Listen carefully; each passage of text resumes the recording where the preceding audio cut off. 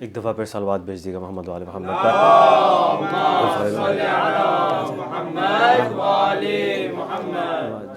آگے تشریف لے آئیے آپ بھی. طاہر بھائی آپ لوگ بھی آپ بھی آگے آ جائیے. شاباش, ادھر آ جائیے.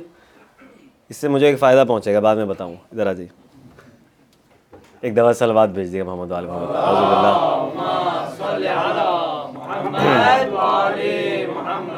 اعوذ باللہ من الشیطان الرجیم. بسم اللہ الرحمن الرحیم. الحمد للہ رب العالمین بارئ الخلائق اجمعین. الصلاۃ والسلام علی عبد اللہ ورسولہ وحبیبہ وصفیہ وحافظ سرہ ومبلغ رسالاتہ سیدنا ونبینا ومولانا ابی القاسم محمد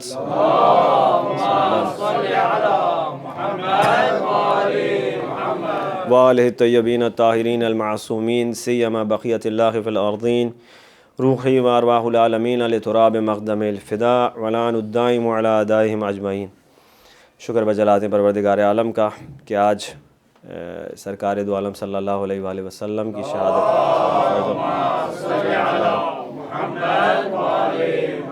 اور امام حسن مجتبیٰ علیہ السلام کی شہادت منانے کی توفیق ہمیں نصیب ہوئی. دعا کرتے ہیں بار الہ تجھ سے بحق اہل بیت نبوت ہمارے قلوب کو اور ہماری آج کی اس مجلس کو نور محبت و معرفت و اطاعت اہل بیت سے منور فرما دیں.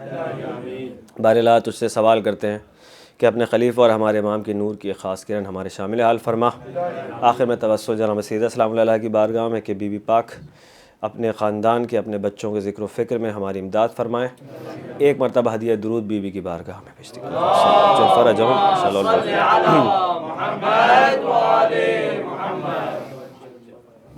عزیزان گرامی, مجھے جو ہے وہ کہا گیا کہ میں آپ کی اس محفل میں بچوں کا خاص خیال رکھوں اور کانٹینٹ کے حوالے سے بھی ظاہر ہے وہ ذمہ داری چینج ہو جاتی ہے اور لینگویج کا بھی خیال رکھوں. تو اسی تناظر میں انشاءاللہ گفتگو ہوگی. اور اس کے ساتھ ساتھ میری بھی ایک گزارش ہے, اور وہ گزارش یہ ہے کہ آپ اپنے اپنے گھروں میں اپنی لوکل لینگویجز کو زندہ رکھیں. اور اس کی وجہ یہ ہے, اس لیے نہیں کہ میری مجلس آپ کی سمجھ میں آئے, لیکن اس لیے کہ لینگویج خالی لینگویج نہیں ہے. سویڈش آپ کے بچے سیکھ جائیں گے, اس معاشرے میں رہ رہے ہیں, ان کو کوئی مسئلہ نہیں ہوگا. انگلش بھی کوئی مسئلہ نہیں ہوگا جس طرح کا سوشل میڈیا کا انٹریکشنز ہے. لیکن اگر آپ نے ان کو اپنی جو آبائی زبانیں ہیں آپ کی ان سے کاٹ دیا تو اس کا مطلب ہے آپ نے وہ سارا سرمایہ جو کلچر ہے, جو ہیریٹیج ہے, جو طرز تفکر یعنی سوچنے کا اسٹائل ہے, جو ویلیوز ہیں, جتنی ترقی اس زبان میں ہو چکی 200-250 سال کے اندر, بالخصوص اردو کے اندر, تو آپ نے اس سب سے اس کو کاٹ دیا. تو دین کا بڑا گہرا تعلق لینگویج کے ساتھ ہے. ایک بہت بڑی مشکل جو ان ویسٹرن کنٹریز میں رہ کر پیش آتی ہے. پاکستان انڈیا میں یہ شاید تاثر ہوتا ہے کہ جب کوئی بتاتا ہے کہ ہمارے بچے اردو نہیں سمجھتے تو لوگ بڑے فخر سے یعنی اس کو دیکھتے ہیں کہ یار کیا بچے ہیں. لیکن اصل میں جو مشکل ہے وہ یہ ہے کہ انگریزی کسی طرح یا کوئی اور زبان کسی طرح اردو کا مقابلہ نہیں کر سکتی. یعنی جتنا کام, جتنے اسپیچز, جتنے لیکچرز, جتنی بکس, یعنی جتنا کام اردو زبان میں ہو چکا ہے, اردو لینگویج میں, وہ اس کا کسی طرح سے کمپیریزن نہیں ہو سکتا کسی اور لینگویج سے. تو آپ نے اس کو خالی زبان سے بلاک نہیں کیا, آپ نے اس کو ساری دولت, وہ ویلتھ جو ہماری ایک لینگویج کی شکل میں پڑی ہوئی تھی, آپ نے اس سے کاٹ دیا. اب نہ وہ آپ کے کلچر سے ریلیٹ کر سکتا ہے, نہ آپ کی ہیریٹیج سے, نہ آپ کی ہسٹری سے, نہ آپ کی ویلیوز سے, نہ آپ کے سوچنے کے اسٹائل سے. جب لینگویج سے آدمی ریلیٹ نہیں کر سکتا تو پھر آپ سے کسی طرح ریلیٹ نہیں کر سکتا وہ. سمجھ رہے ہیں؟ تو گھروں کی زبان جو ہے وہ بالخصوص کوشش کریں. ایک زمانہ تھا جب انڈیا اور پاکستان میں یہ رواج تھا کہ گھروں میں عربی اور فارسی کی تعلیم دی جاتی تھی. غالب جیسے شاعر جو پیدا ہوئے جو کہتے ہیں کہ اصل میرا کلام فارسی میں, رہتے انڈیا میں ہیں, پیدا ہند میں ہوئے, زندگی بھر ہند میں رہے, کہہ رہے ہیں کہ میرا جو اصل کلام ہے وہ فارسی میں. علامہ اقبال کی مثال ہے آپ کے سامنے کہ جو فارسی میں ان کے اہل بیت کے حوالے سے بھی جو کلام ہے فارسی میں, وہ جو ہے وہ ان میچڈ ہے اس سے جو اردو میں شاید ان کا ہوگا. رواج تھا ایک زمانے میں عربی فارسی, لیکن اسٹریٹجیکلی کہہ لیں یا جیسے بھی کہہ لیں, اس کو کاٹا گیا آپ سے اور مجھ سے, عربی اور فارسی. اب عربی کاٹ دی گئی, ہماری قرآن کی زبان, ہماری معصوم کی زبان وہ کاٹ دی گئی. اب ہم محتاج ہو گئے ٹرانسلیشنز کے کہ کوئی ٹرانسلیٹ ہوگا تو ہم پڑھیں گے. فارسی کاٹ دی گئی، اس میں اتنا کام ہو چکا، بالخصوص پچھلے 40-45 سال کے اندر جتنا کام ہوا انقلاب کے بعد، ان میچڈ ہے تشیع کے حوالے سے کسی اور لینگویج میں اتنا کام ہوا۔ تو ہمیں اس ہیریٹیج سے، ہمیں اس کلچر سے کاٹ دیا گیا، ہمیں ہمارے دین کو ضرر پہنچائی گئی ہے اس لینگویج کو کاٹ کے ہم سے۔ اور اس کی نسبت آپ دیکھیں، وہ خاص طور پہ عرب کنٹریز جہاں پہ عربی بولی جاتی ہے، وہاں کی کرسچینٹی کے اندر بھی اہل بیت کی تعلیمات کے اثرات آپ کو نظر آئیں گے۔ لبنان میں خلیل جبران اگر مولا علی کا قصیدہ پڑھ رہا ہے تو اس نے نہج البلاغہ فرسٹ ہینڈ لینگویج میں پڑھی ہے، جو اس کی اپنی لینگویج ہے۔ میں اور آپ اس طرح نہیں سمجھ سکتے جتنا وہ سمجھ سکتا ہے۔ اس کے بعد وہ جناب امیر کی شان بیان کر رہا ہے کہ نہیں بھائی یہ ہے کچھ معاملہ، یا جارج آرڈیک کا جو ہے سارا معاملہ، صدائے عدالت انسانی، وائس آف علی، وائس آف ہیومن جسٹس، وہ دیکھ سکتے ہیں، وہ لوگ وہ پڑھ سکتے ہیں فرسٹ ہینڈ کانٹینٹ، جس سے ہمیں کاٹ دیا گیا۔ تو ہم وہی غلطی نہ کریں کہ اب جو رہا سا اردو بچی ہے ہمارے پاس، اس سے بھی ہم ہاتھ دھو بیٹھیں۔ تو میری بھی یہ گزارش ہے، میں انشاءاللہ کوشش کروں گا مائلڈ کرنے کی، لیکن آپ بھی اپنے گھروں میں اپنی اوریجنل لینگویجز، بلکہ میں تو کہوں گا گجراتی کو بھی زندہ رکھیں، جو اگر ایرانی ہزارہ کمیونٹی ہماری، فارسی کو بھی زندہ رکھیں۔ ہر لینگویج کا اپنا اثر ہے، اور اردو کو بالخصوص ضرور زندہ رکھیں۔ اردو سب کو جوڑ دیتی ہے، 3-4-5 کمیونٹیز کو ایک ساتھ بٹھا دیتی ہے۔ ایک مرتبہ صلوات بھیج دیا محمد وال محمد پر۔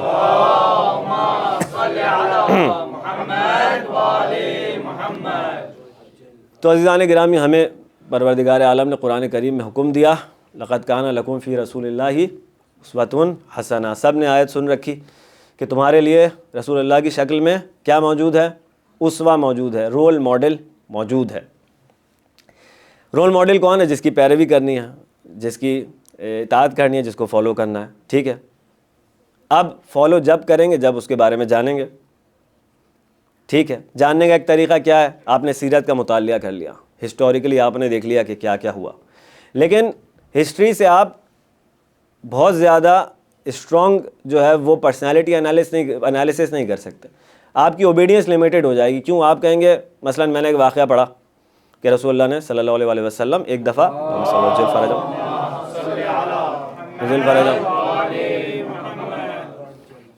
فتح مکہ کے بعد جو ہے وہ تمام مشرکین کو اور منافقین کو معاف کر دیا، لیکن اگر آپ کی زندگی میں ایک ملتا جلتا واقعہ پیش نہیں آئے گا تو شاید یہ آپ کے لیے بہت زیادہ ریلیونٹ نہ ہو۔ تو زیادہ امپورٹنٹ کیا ہے کہ رسول اللہ کی جو صفت ہے، ایٹریبیوٹ ہے اس کے پیچھے، جس کی وجہ سے انہوں نے معاف کر دیا، آپ اس کو سمجھنے کی کوشش کریں۔ ان ایٹریبیوٹس کو آپ سمجھ لیں گے تو آپ اپنے زمانے میں جو آپ کی سچویشن ہے، جہاں پہ آپ رہ رہے ہیں، جس بھی سوسائٹی میں رہ رہے ہیں، اس کو اپلائی کر سکتے ہیں، ٹھیک ہے۔ تو پتہ کیا چلا کہ صحیح طور پر اگر رسول اللہ کی پیروی کرنی ہے، ان کو فالو کرنا ہے، تو ان کا جو پرسنالٹی انالیسس ہے، پرسنالٹی انالیسس وہ ایٹریبیوٹس کی شکل میں کرنا ضروری ہے، یعنی ان کی صفات کو جاننا ضروری ہے، ٹھیک ہے۔ سمجھ میں تو آ رہی ہے بات؟ اتنا مشکل نہیں تھا۔ اب صفات جو بتائے گا سب سے زیادہ وہ حق کس کا ہے، یا کہنا چاہیے صفات کے سلسلے میں سب سے زیادہ کریڈیبل سورس کیا ہونی چاہیے ہمارے پاس، کہ یہ صفات ہم کہاں سے لیں، ایٹریبیوٹ ہم کہاں سے لیں، کہ بھائی اگر کوئی کلیم کر رہا ہے کہ سرکار میں یہ صفت تھی، ایٹریبیوٹ تھا، تو ہم کیسے مان لیں کہ یہ تھا؟ تو سب سے زیادہ ضروری یہ ہے کہ وہ شخص جس سے سب سے زیادہ ساتھ گزارا ہو رسول اللہ کے، وہ بتائے کہ رسول میں کیا صفت پائی جاتی تھی۔ ایک ہی نظر آیا تاریخ میں جو یہ کہا کرتا تھا کہ پہلے لقمہ اپنے منہ میں ڈالا کرتے تھے، اپنے دہن میں چبا کے نرم کیا کرتے تھے، پھر میرے منہ میں ڈالا کرتے تھے۔ ایک ہی نظر آیا کہ جو یہ کہا کرتا تھا کہ میں ان کے پیچھے ایسے ایسے چلتا تھا جیسے اونٹنی کا بچہ اونٹنی کے پیچھے پیچھے چلا کرتا ہے۔ اور ایک ہی نظر آیا آخر میں وہاں تک جو ساتھ رہا کہ آخر میں فرمایا کہ سرکار کا دم اس حالت میں نکلا، روح اس حالت میں جسم سے جدا ہوئی کہ ان کا سر میرے سینے پر تھا۔ جب ان کی روح نکل گئی تو میں نے اپنے ہاتھ اپنے چہرے پر مل لیے۔ تو رسول اللہ کی صفات کو اگر جاننا ہے تو سب سے زیادہ کریڈیبل سورس مولا کائنات علی بن ابی طالب کی ہے۔ ایک مرتبہ درود بھیجیے مولا شاہ صلی اللہ علیہ محمد وآل محمد وجل فرج۔ تو آج کی جو ہماری نشست ہے، ہماری سیٹنگ ہے، اس کا موضوع یہی ہے کہ وہ ایٹریبیوٹ جو مولا علی سرکار نے بتائے سرکار دو عالم صلی اللہ علیہ وآلہ وسلم کے، ٹھیک ہے۔ تو اسی پر انشاءاللہ آج گفتگو کریں گے۔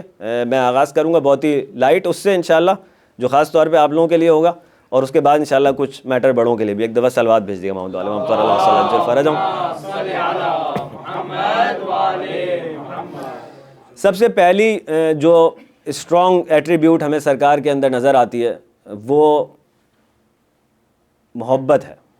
محبت اور مہربانی، یعنی مخلوق کے اوپر انتہا سے زیادہ مہربان ہونا، ان سے محبت کرنا، انتہائی لونگ اور کیئرنگ ہونا مخلوق کے لیے. اور یہ کیونکہ صفت ظاہر اللہ کی ہے کہ جہاں وہ کہہ رہا ہے کہ میں رؤوف ہوں، وہیں سرکار کے لیے کہہ رہا ہے کہ یہ بھی رؤوف ہیں مومنین پر. تو جو اللہ کی صفت کا بہترین عکاس ہے وہ اس کا رسول ہے اکرم، وہ اس کا رسول ہے، آخری رسول، جو اس کی صفت کی بہترین عکاسی کر رہا ہے. عکاسی کیا ہے؟ ریفلیکٹ کر رہا ہے اس کو بہترین طور پہ.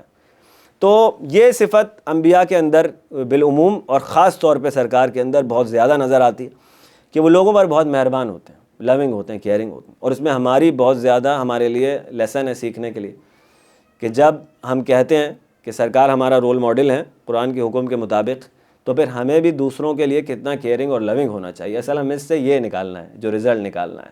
ٹھیک ہے، مثالیں بہت ہیں اس کی ہمارے پاس. قرآن کریم میں بہت ساری آیات ایسی موجود ہیں. پروردگار ایک جگہ فرما رہا ہے کہ شاید آپ اس غم میں اپنی جان دے دیں گے کہ یہ ایمان کیوں نہیں لے آتے. اللہ اکبر. دیکھیں آپ پھر یہی آیت جس میں کہا گیا کہ وہ پروردگار نے کہا کہ وہ رؤوف ہے، وہاں پروردگار کہہ رہا حریص علیکم، یہ تم پر حریص ہے. حریص کس معاملے میں ہے؟ کہ ایمان کیوں نہیں لے آتے، کیونکہ جانتا ہے کہ کیا خیر ہے جو تم تک پہنچ جائے گی اگر ایمان لے آؤ گے. تو شدید اس کی خواہش یہ کہ تم ایمان لے کر آ جاؤ. ٹھیک ہے، یہ ہو گیا. ہمیں حضرت موسیٰ علیہ السلام کے حوالے سے ایک چھوٹا سا قصہ ملتا ہے جو اس بات کو ایکسپینڈ کرنے کے لیے ہماری مدد کرے گا کہ کس طرح انبیاء جو ہیں مہربان ہوتے ہیں. خود جیسے قرآن کریم میں جو آیہ کریمہ ہے وَبِالْوَالِدَيْنِ احسانًا، اس کے ذیل میں بھی ہمارے پاس اس کے ریلیشن میں بھی موجود ہے کہ ایک جگہ معصوم نے فرمایا کہ اس سے مراد والدین سے ایک اشارہ، ایک تو کلیئر ہے کہ آپ کے اپنے پیرنٹس، ان کے ساتھ آپ اچھا برتاؤ کریں، اور بھی پروردگار نے دلیلیں دی اس کی کیوں اچھا برتاؤ کریں، کیونکہ آپ کی ماں نے خاص طور پہ آپ کو اس وقت اٹھایا تھا جب کوئی اور آپ کا بوجھ نہیں اٹھا سکتا تھا. ٹھیک ہے، خلاصہ اس کا سمری یہ کر لیتے ہیں. اس نے تکلیف اٹھائی آپ کو دنیا میں لانے کے لیے، ایٹ لیسٹ آپ یہ کریں کہ اس کے ساتھ اچھا برتاؤ کریں، بیہیو اچھا کریں اس کے ساتھ. ٹھیک ہے. ایک جگہ اور کہہ دیا کہ اف تک نہ کرو، خاص طور پہ جب وہ بوڑھے ہو جائیں، یعنی اولڈ ایج ہو جائیں، تو ان کے ساتھ انتہائی رسپیکٹیبل طریقے سے پیش آؤ. یہ ظاہری معنی ہیں. ایک باطنی معنی بھی ہوتے ہیں، یعنی ایک اپیرنٹ ہے، ایک ہڈن ہے اس کے اندر. ٹھیک ہے، دونوں صحیح ہیں.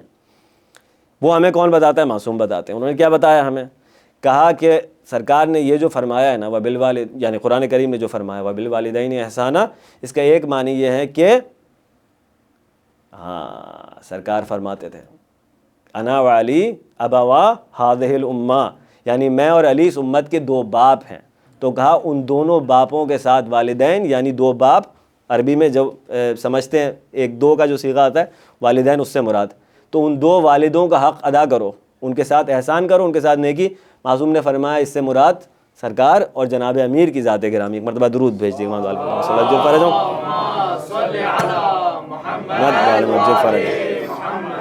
تو انبیاء بالعموم مہربان ہوتے ہیں. باپ مہربان ہوتا ہے بچوں کے اوپر، نہ کہ وہ جو تمام امت کا جسے باپ پروردگار قرار دے. وہ رسول جو ہے وہ کتنا مہربان ہوگا اپنی امت کے لیے، ایک ایک کے لیے مہربان. آج بھی مہربان ہے. ان کی رسالت کا نور ہم تک پہنچتا ہے، ہم ہدایت طلب کرتے ہیں، ہماری مدد کرتے ہیں. تو یہ سارا اس کا کریکس ہے. اب حضرت موسیٰ علیہ السلام کا ایک واقعہ کہ جس میں نارملی انبیاء کا ایک پیشہ رہا ہے کیٹل فارمنگ، بہت زیادہ آپ کو نظر آئے گا انبیاء کی سیرت میں. اور ظاہر ہے اس کے اندر ایک راز بھی ہے کہ کیٹل فارمر جو ہوتا ہے، جس کی ذمہ داری ہوتی ہے، جس کو ہم چرواہا کہتے ہیں اردو زبان میں، وہ اس کی ذمہ داری کیا ہوتی ہے کہ وہ ان بھیڑوں کی حفاظت کرے، ان کو ایک جگہ ایک ساتھ رکھے، ایک گروپ کی شکل میں رکھے، اور خونخوار درندوں سے، بھیڑیے وغیرہ سے ان کی حفاظت کرے. تو ایک مرتبہ حضرت موسیٰ علیہ السلام کے جو اس کو ہم کیٹل کو گلہ کہتے ہیں، جس میں بہت سارا گروپ ہوتا ہے شیپ کا، تو وہ ایک جو شیپ تھا وہ نکل کے بھاگ گیا اس میں سے. تو اس کے پیچھے بھاگے وہ اور اس کو جا کر پکڑ لیا، دبوچ لیا، اور کہنے لگے کہ میں تیرے بھلے کے لیے چاہتا ہوں کہ تو میرے ساتھ رہے. اگر مجھے چھوڑ کے بھاگے گا تو کوئی بھیڑیا کوئی خونخوار جانور تجھے کھا جائے گا. بھیڑ یہ بات نہیں سمجھ رہا ہوتا, ہم بندے بھی یہ بات نہیں سمجھ رہے ہوتے. دامن چھڑا کے بھاگ رہے ہوتے ہیں نبی سے اپنا, وہ ہمارے فائدے کے لیے. کتنا بڑا استعارہ ہے. کہتے ہیں یہ ادا اتنی پسند آئی, بہرحال استعارے حدیث کے اندر یہ ادا اتنی پسند آئی کہ بس پروردگار نے اسی وقت جو ہے وہ نبوت کا جو ہے وہ سلسلہ شروع کر دیا موسیٰ علیہ السلام کا, کہ اتنی کیئر نظر آئی. ایک مرتبہ درود بھیج دیا محمد علی محمد پر صلی اللہ علیہ وسلم عجل فرجہم. دوسرا اہم ایٹریبیوٹ جو ہے وہ ہے بردرہڈ, اخوت, بھائی چارہ اردو میں, یونائٹڈ رکھنا لوگوں کو, یونٹی کریٹ کرنا لوگوں کے اندر, ڈیوائڈ کرنے سے بچنا. ہمارے یہ صفت جو ہے یہ بہت زیادہ مطلوب ہے. مطلوب کیا ہے؟ ڈیزائریبل, بہت زیادہ مطلوب ہے اہل بیت کی تعلیمات میں. ایک دعا ہے جس میں امام سجاد علیہ السلام فرماتے ہیں, درود بھیج دیں فرجم. دعائے مکارم اخلاق کے نام سے بہت مشہور ہے, صحیفہ سجادیہ میں موجود ہے. کم از کم ہفتے میں ایک مرتبہ بزرگان کہتے ہیں کہ اس کو ضرور دیکھ لیا کرو. اتنی بڑی نہیں ہے, 2 یا 3 4 پیج کی ہوگی شاید. اس کے اندر جو ایٹریبیوٹس کی بہت زیادہ جو ہے وہ 1 بائی 1 مولا نے آئیڈینٹیفائی کیا ہے کہ کیا کیا ایٹریبیوٹس بار الہ میرے اندر پیدا کر دے, اور اخلاق اس کے اندر جو ہے وہ اسی براڈ معنی کے اندر ہے, یعنی میری اسپریچول تربیت کی دعا. تو وہ دعائے مکارم اخلاق ہے. کیا ایٹریبیوٹس ہونے چاہیے آپ کے اندر؟ وہاں پر ایک جگہ پر مولا سجاد علیہ السلام فرماتے ہیں کہ بار الہ مجھے ایسا بنا دے کہ میں فتنوں کی آگ بجھانے والا ہو جاؤں, میں لڑائی کرنے والوں کو آپس میں ملا دوں. دیکھ رہے ہیں آپ کیا کہہ رہے ہیں بزرگان؟ اس کو کہتے ہیں کہ بندہ مومن کو فائر بریگیڈ ہونا چاہیے. جہاں بھی کہیں دیکھیں فائر ہے. فائر کیا ہے؟ تشبیہ ہے کہ اگر ریئل لائف میں 2 لوگ لڑ رہے ہیں تو اس کا مطلب یہ کہ بیچ میں آگ لگی ہوئی ہے, یا کسی وجہ سے بھی 2 لوگوں کے درمیان کوئی رنجش ہے, کوئی پریشانی مشکل ہے, کوئی گرج آ گیا ہے. تو بندہ مومن کو ایسا ہونا چاہیے کہ دونوں کے بیچ میں صلح کرا دے, دوستی کرا دے, اور اس کو پرابلم جو آئی اس کو سولو کرا دے. ٹھیک ہے, سرکار کے اندر یہ چیز کس طرح نظر آتی ہے؟ سرکار کی بعثت کا جو آغاز ہے, خاص طور پہ ہجرت کا جو معاملہ ہے, مدینے کے جو حالات ہیں اس وقت, وہاں پہ کیا ہے؟ 2 ٹرائبز ہیں, اوس اور خزرج. ٹھیک ہے, 2 مشہور ٹرائبز ہیں, اور دونوں مسلسل لڑتے رہتے ہیں, مسلسل دونوں میں جنگیں ہیں. ایسا بھائی چارہ پیدا کیا دونوں کے اندر کہ ان 2 ٹرائبز کو ملا کر مکہ کے مائیگرنٹس کے ساتھ پورے حجاز کے اوپر جو ہے سرکار نے کہنا چاہیے غلبہ حاصل کر لیا. اس عظیم یونٹی کی مثال. پھر کیسے بردرہڈ کریٹ کیا کہ جب مہاجرین آئے ہجرت کر کے مدینہ تو ان کے پاس کچھ نہیں تھا, اپنی غربت سے پریشان تھے. سرکار نے کیا کیا؟ ایک کو دوسرے کا بھائی بنا دیا. انصار اور مہاجرین میں سے ایک لیا اور بھائی بناتے چلے گئے. کیا ہو گیا؟ دونوں میں بردرہڈ کریٹ ہو گیا. عرب کے اس زمانے میں اس زبانی رشتے کی بہت ویلیو ہوتی تھی. بہرحال ایمانی رشتے سے تو آپ ہر مسلمان کا بھائی ہے, لیکن زبانی رشتے کی بھی بہت ویلیو تھی اس میں. تو بھائی کو بھائی بنا دیا. اب یہ سارے فائنینشیل کرائسس وغیرہ ختم ہو گئے. بھائی نہیں دیکھ سکتا کہ اس کا بھائی پریشان ہو, مسئلہ حل کر دیا, محبت کی ایک ڈور میں باندھ دیا سب کو. سمجھ میں آ رہا ہے یہ سارا معاملہ؟ ایک مرتبہ صلوات بھیجیے محمد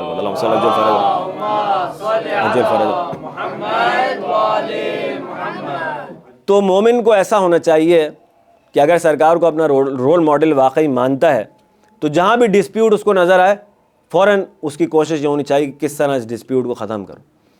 کہیں بھی اس کو پتہ لگ جائے کہ 2 لوگ جو ہیں وہ آپس میں لڑ رہے ہیں, 3 لوگ آپس میں لڑ رہے ہیں, کس طرح ان کو ملا دوں آپس میں. یہ ساری مومن کی کوشش ہے.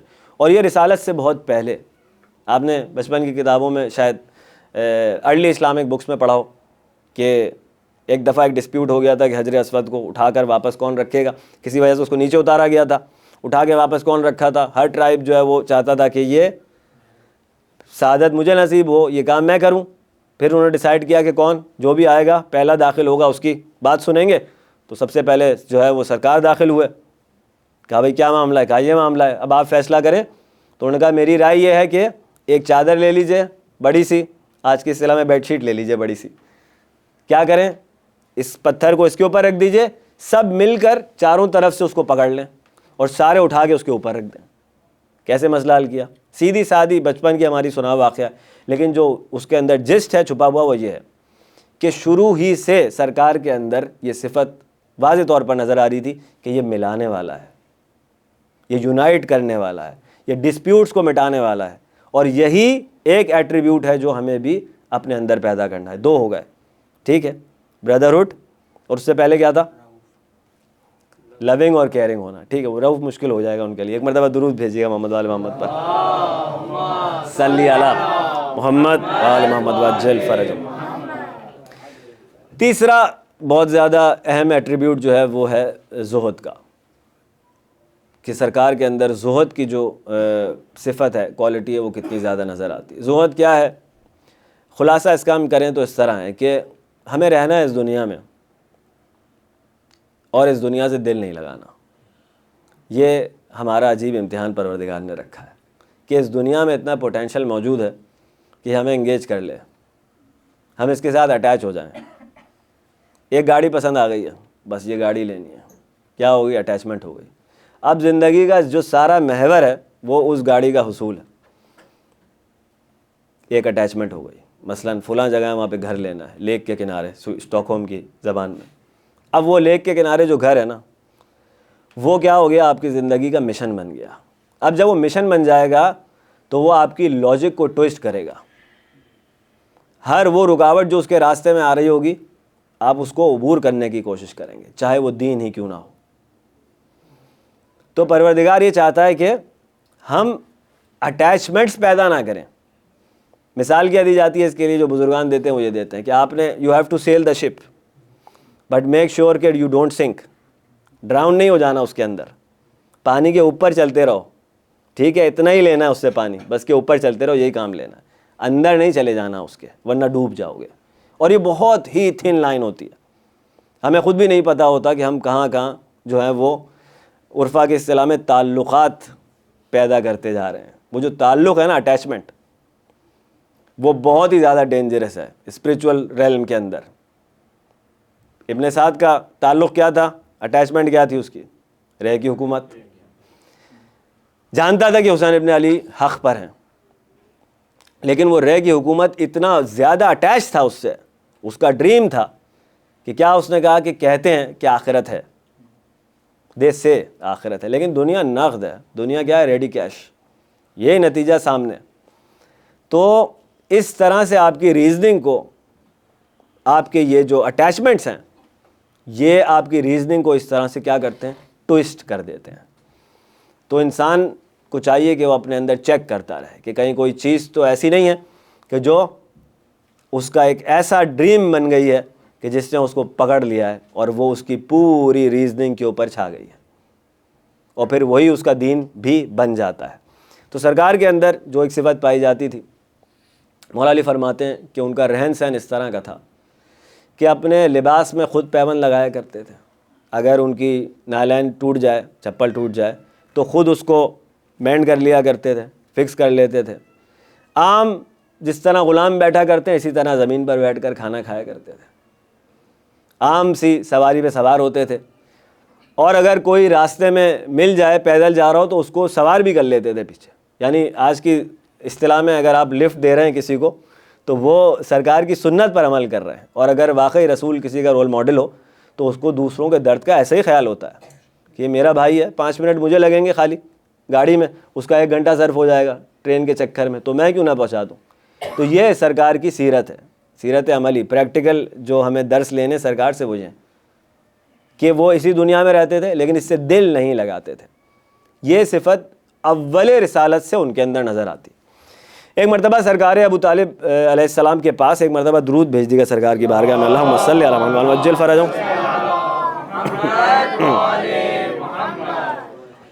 شروع میں رسالت کے ایک گروہ، ایک وفد آیا کفار کی طرف سے، آ کر کہنے لگے کہ ابو طالب اپنے بھتیجے سے کہو کہ ہمارے خداؤں کو برا کہنا چھوڑ دیں۔ ہمارے خدا کون ہیں ان کے؟ وہ 360 بت جو کعبے میں رکھے ہوئے ہیں، ان کو برا کہنا چھوڑ دے۔ اور اب آگے پیکج لے کے آئے تھے وہ، آج کی اصطلاح میں پیکج کیا تھا؟ کہنے لگے بھائی اگر اس کو شادی کرنی ہے تو جو بھی ہمارے پاس حسین ترین لڑکی ہے عرب میں موجود ہے، جس سے وہ کہے گا ہم اس سے شادی کروا دیں گے اس کی۔ اگر دولت چاہیے تو جتنی دولت کہے گا اس کے آگے ڈھیر کر دیں گے. اور اگر لیڈرشپ کا اس کو شوق ہے, حکومت چاہتا ہے, تو اس کو اپنا جو ہے حاکم بھی تسلیم کر لیں گے. پر ایک کام یہ کرے کہ ہمارے خداؤں کو برا کہنا چھوڑ دے. سرکار ابو طالب نے پیغام رسول اللہ کو دیا. سرکار نے جواب میں ارشاد فرمایا کہ اگر یہ میرے ایک ہاتھ پہ سورج رکھ دیں, دوسرے ہاتھ پہ چاند رکھ دیں, یعنی ہماری اصطلاح میں کہہ لیں جو بھی کچھ اس یونیورس میں وہ سب مجھے دے دیں, تب بھی میں یہ نہیں کروں گا جو یہ مجھ سے چاہتے ہیں. سمجھ میں آ رہا ہے آپ کو؟ یعنی کیا؟ یعنی یہ کہ دنیا جو ہے وہ محور نگاہ نہیں ہونا چاہیے. دنیا جو ہے وہ آپ کا پرپز نہیں ہونا چاہیے. بعد میں کیا, سرکار کو سب دے دیا پروردگار نے, لیکن چاہیے نہیں تھا, یہ ہدف نہیں تھا سرکار کا, یہ تو مل ہی گیا سرکار کو. ٹھیک ہے, اس میں بھی درس ہے ہمارے لیے. بہرحال ایک مرتبہ ایک ہمارے پاس روایت معصوم سے نقل ہوئی, ایک مرتبہ درود بھیج دیا مولا کی ذات ہے.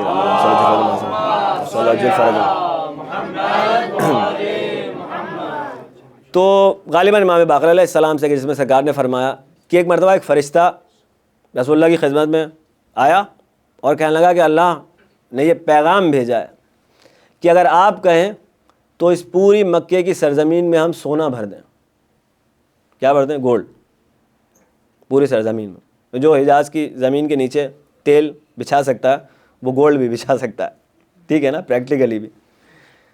تو سرکار آپ کیا فرماتے ہیں؟ اگر آپ چاہیں تو ہم آپ کے لیے کر دیتے ہیں. تو جواب میں سرکار نے فرمایا کہ اللہ سے کہو کہ میں یہ چاہتا ہوں کہ مجھے ہر روز اس روز کا کھانا دے, صرف اس روز کا, جس پہ میں کھا کے اس کا شکر ادا کروں اور اگلے دن کے رزق کے لیے اس سے پھر دعا کروں. سمجھ رہے ہیں آپ؟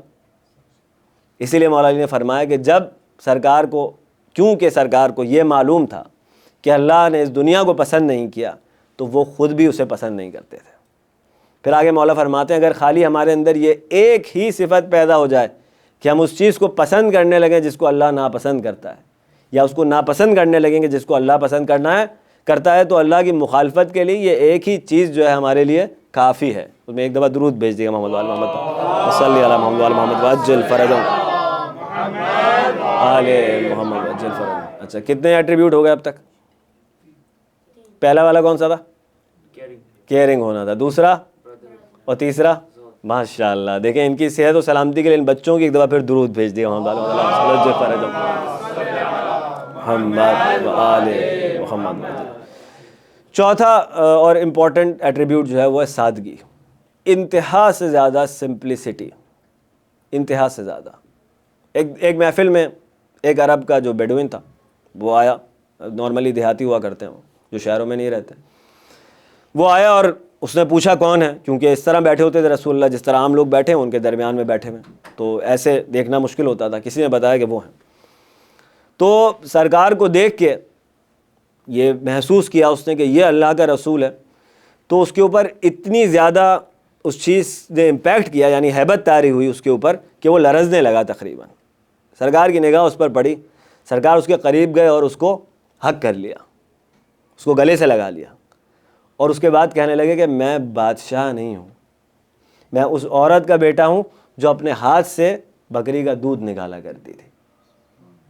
کیا مطلب ہوا اس بات کا؟ مجھ سے ڈرنے کی ضرورت نہیں ہے جس طرح لوگ کنگز سے ڈرا کرتے ہیں, نہ کہ وہ والی رسپیکٹ کی ضرورت ہے جو لوگ کنگز کی کیا کرتے ہیں. اتنی زیادہ سادگی, یہاں تک کہ مولا فرماتے ہیں کہ ایک دفعہ آپ نے ایک ایسا پردہ لگا دیکھا کہ جس پہ کوئی ڈیزائن بنا ہوا تھا, نہج البلاغہ میں موجود ہے یہ. تو سرکار نے فرمایا کہ اس پردے کو میرے سامنے سے ہٹا لو کہ یہ مجھے دنیا کی طرف جو ہے وہ راغب کرتا ہے. انتہا سے زیادہ سمپلسٹی. اچھا, پرابلم کیا ہے دنیا کا؟ جناب امیر نے کہا کہ جب موسیٰ, اور یہ بڑے خاص طور پہ شہید مطاری فرمایا کرتے تھے کہ جناب امیر نے عجیب نقطے کی طرف ہماری توجہ دلائی کہ جب موسیٰ اور ہارون علیہ السلام کو وہ ذمہ داری سونپی گئی کہ آپ جائیے فرعون کے پاس اور اس کو دعوت دیجئے اور اس کو پیغام سنائیے ہمارا, تو جب وہ اس کے پیلس میں داخل ہوئے, اندر اس کے سامنے آئے, تو جو ڈریس انہوں نے پہنا ہوا تھا وہ وولن تھا, اور اونی ڈریس جو ہے وہ بہت ہی غریب قسم کے آپ سمجھے لوگ پہنا کرتے تھے، کیونکہ وہ اینیمل اسکن سے بہرحال بنا یا جو بھی اس کی ریزن تھی اس زمانے کے حساب سے، مگر بہت زیادہ اچھا لباس اس کو نہیں سمجھا جاتا تھا کلاس وائز. جو لوور کلاس طبقہ ہوتا تھا وہ پہنا کرتے تھے، وہ پہنے ہوئے تھے، اور ان کے ہاتھ میں کیا تھا؟ ایک ڈنڈا تھا جو موسیٰ علیہ السلام کے ہاتھ میں ہوا کرتا تھا. اور جا کر وہاں پہ کیا کہا انہوں نے؟ اس حالت میں وہ آئے ہیں، یعنی اس ڈریس میں آئے ہیں، اور اللہ کا پیغام کیا پہنچا رہے ہیں کہ ہم اللہ کے رسول ہیں، اگر تو اپنی حکومت کی سالمیت چاہتا ہے، اپنی حکومت بچانا چاہتا ہے، تو اللہ پر ایمان لیا. تو وہ غور سے دیکھنے لگا، جو ان کا کرائیٹیریا تھا بزرگی کا سارا، غور سے دیکھنے لگا موسیٰ اور ہارون علیہ السلام کو، اور اپنے درباریوں سے اس نے کہا، جو اس کے دربار میں اس کے منسٹر سے بیٹھے ہوئے، کہ دیکھو ذرا ان کو، نہ تو ان کے ہاتھ میں گولڈ دیکھا میں نے، نہ کوئی خاص لباس دیکھا، اس غریبوں کے حلیے میں آئے اور بات کتنی بڑی کر رہے ہیں، یعنی مذاق اڑانے لگا ایک طرح سے. کیوں؟ اس کے نزدیک اگر کسی کو واقعی جو ہے وہ کوئی ڈیزرو کرتا ہے جس کی بات سنی جائے تو اس کو ویلدی ہونا چاہیے، رچ ہونا چاہیے. یہ کیا جو ہے وہ غریب سے لوگ آ کے جو ہے مجھے حکومت کی دھمکی دے رہے ہیں کہ آپ کی حکومت خطرے میں پڑ جائے گی ورنہ. سمجھ رہے ہیں آپ؟ تو یہاں پہ نکتہ یہ عزیزان گرامی کہ اللہ نے یہ نہیں چاہا، یعنی مولا نے کہا کہ اگر اللہ چاہتا تو ان کے سروں پر پرندے ہوتے جو ان کے موتی ہوتے، ان کے ساتھ جانور ہوتے جو ان کی اطاعت کر رہے ہوتے، یعنی ایسے جلوے دکھلا دیتا کہ سر جھک جاتے اس کے آگے. لیکن اللہ نے یہ نہیں چاہا. کیا نہیں چاہا؟ کہ کوئی یہ ساری دنیاوی جو ہیبتیں ہیں، دنیاوی جو چارمز ہیں، ان کو دیکھ کر ایمان لائے. اللہ نے کیا چاہا؟ اللہ نے چاہا کہ لوگ غور و فکر کریں. افلا یعقلون یا یتفکرون مختلف جگہ پر آپ کو قرآن میں ملے. کیا سوچتے نہیں ہو تم لوگ؟ تفکر نہیں کرتے؟ غور و فکر کرو اور پھر ایمان لے کر آؤ. سمجھ رہے ہیں آپ؟ یہ کنگز والی اگر ہیبت دکھانی ہوتی تو کوئی بھی متی ہو جائے گا اس طرح تو، لیکن وہ ایمان نہیں ہوگا، وہ ایمان اس ہیبت پر ہوگا، اس چارم پہ ہوگا، اس دولت پہ ہوگا، اس سونے پر ہوگا، لیکن اس اللہ پر نہیں ہوگا جو ان سب چیزوں کے پیچھے سب کا خالق ہے. سمجھ رہے ہیں نکتہ؟ تو سادگی، سادہ زیستی، سمپلسٹی ایک اور ایٹریبیوٹ ہے جو ہمیں دعوت دے رہی ہے کہ ہم سوچیں کہ اگر اللہ کا رسول کہ سب کچھ جس کی محبت میں بنایا گیا وہ سمپل تھا اس کا لائف سٹائل، تو ہمیں بھی جو ہے وہ لیوشنس سے جہاں تک ہو سکے بچنا چاہیے. اس کا یہ مطلب بھی نہیں ہے کہ ہم خواہ مخواہ جو ہے وہ مشکلات اور پریشانیوں کی زندگی گزاریں، نہیں. لیکن بہرحال ہر انسان کے پاس ایک بارڈر لائن ہے جس کو وہ خود سمجھ رہا ہوتا ہے اور خود بہتر جانتا ہے کہ کہاں لائن کراس ہو رہی ہے اب، اور کہاں معاملہ جو ہے وہ خراب ہوتا جا رہا ہے. اور اس دنیا میں اتنا پوٹینشیل ہے کہ یہ ایزیلی ہمیں ڈیویٹ کر دے. ٹھیک ہے، تو لیوشنس کے بدلے سمپلسٹی. ایک مرتبہ درود بھیج دیا محمد علیہ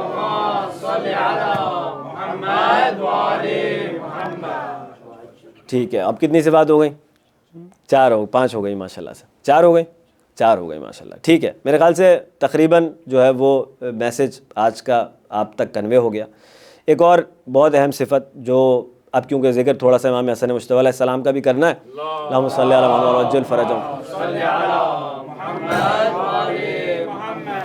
ایک چیز ہے جس پہ قرآن کریم نے اشارہ فرمایا، جہاں مومنین کی صفات بیان ہو رہی ہیں، بس خلاصہ کرتے ہوئے اس کو عبور کریں گے کہ ان کی ایک ایٹریبیوٹ یہ پائی جاتی ہے کہ وہ برائی کا جواب اچھائی سے دیتے ہیں، برائی کا مقابلہ اچھائی سے کرتے ہیں. اگر کسی نے بری بات کی ہے تو ضروری نہیں کہ آپ بھی اس سے دگنی بری بات کر دیں. اس طرح کیا ہوگا؟ برائی ملٹیپلائی ہو رہی ہے. ان کا ہدف ہے برائی ختم کرنا ہے ان کو. مشہور ترین واقعہ پھر جو ہم نے بچپن سے سنا ہوتا ہے، پتہ نہیں آپ نے سنا یا نہیں سنا، اور وہ واقعہ کیا ہے کہ ایک عورت تھی جو ہمیشہ سرکار پر گاربیج پھینکا کرتی تھی آج کی اصطلاح میں. ٹھیک ہے، ایک روز وہ نہیں آئی تو کیا ہوا؟ سرکار اس کے گھر چلے گئے، اور جب اس نے پوچھا، دروازہ کھولا تو کیا فرمایا کہ میں جاننے آیا تھا کہ آپ روز کوڑا پھینکا کرتی ہیں. خلاصہ اس کا، آپ کی طبیعت ٹھیک ہے یا نہیں ہے کہ آج آپ آئی نہیں. اب اس اخلاق کا نتیجہ کیا ہے کہ اگلا انسان فوراً ایمان لے آتا ہے کہ نہیں، یہ اللہ کا رسول ہی ہو سکتا ہے. نمونے اس کے آج بھی دیکھنے کو ملتے ہیں. ایک آغا ابو ترابی ہیں, چلے ہم ان کا ذکر آ گیا آغا کا, مرحوم کی روح کو اسال کے لیے ایک دفعہ درود بھیج دیے اللہم صلی علی الفرج.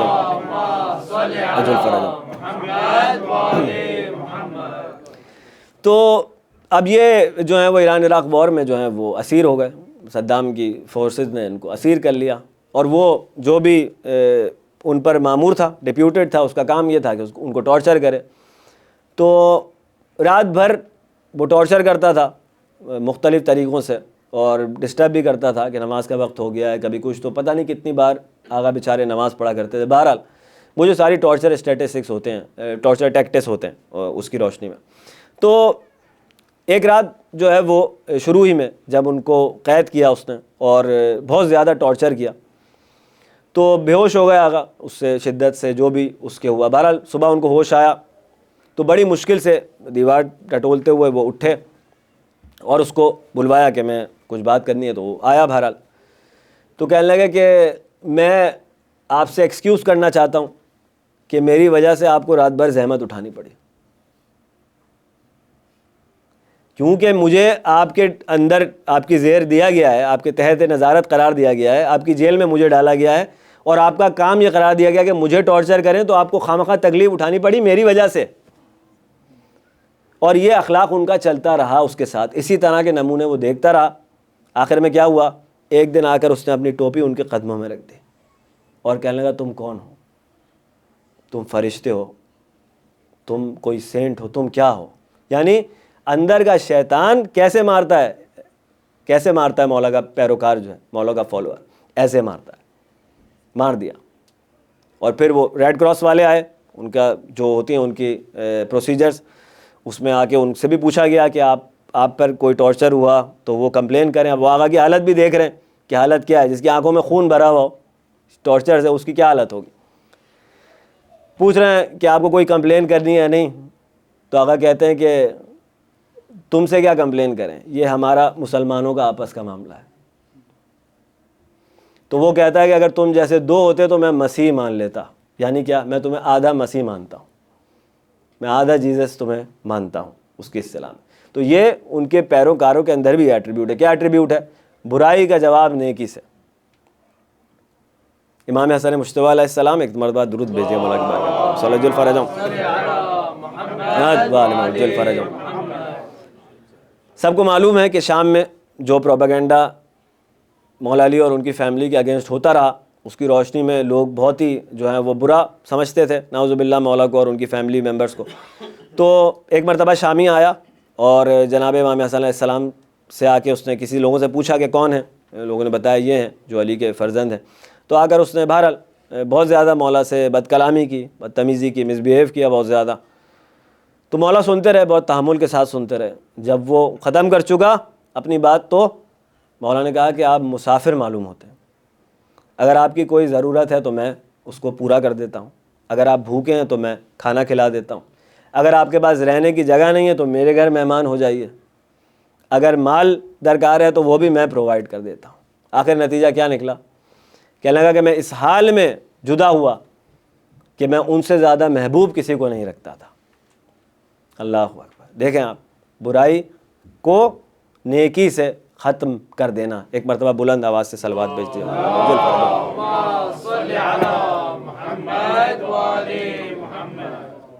فضیلتیں امام حسن امام حسین علیہ السلام کی اتنی زیادہ ہیں کہ بندہ بہرحال اس کو کیا جو ہے بیان کرے. آپ سب نے سن رکھی ہیں, کچھ موٹی موٹی سی جو باتیں ہیں وہ کر لی جائیں آپ کے سامنے. بارہا لوگوں نے دیکھا کہ ایک کاندھے پر امام حسن کو بٹھایا ہوا ہے, ایک کاندھے پر امام حسین کو بٹھایا ہوا ہے, اور دیکھنے والا کہہ رہا ہے کہ کیا اچھی, اور مولا سرکار کیا جواب دے رہے ہیں, کیا خوب سوار ہے. اللہ اکبر. طرح طرح سے حسن حسین کا تعارف فرمایا کرتے تھے. کسی حدیث میں سرکار فرماتے ہیں کہ حسن میرا بیٹا ہے, اللہ اس کو دوست رکھے جو اس کو دوست رکھے. دیکھیں آپ کے لیے دعا ہو رہی ہے, میں تو ایسا ہی محسوس ہوتا ہے. اور اللہ اس کو دشمن رکھے کہ جو اس کو دشمن رکھے. اللہ اکبر. یا حسن حسین صاحب سب نے سن رکھا, جوانان جنت کے سردار ہیں. حسن حسین میرے بیٹے ہیں, حسن حسین امام ہیں, بیٹھے رہیں چاہے کھڑے ہو جائیں. اور اس طرح کی لا تعداد روایتیں جو سرکار حسن مجتبیٰ علیہ السلام کی شان میں نقل ہوئیں. بس گفتگو کو اب اس مقام پر جو ہے وہ روک دوں گا انشاءاللہ تعالی. مختصر ذکر مصیبت اور آپ کی زحمتوں کو تمام کروں.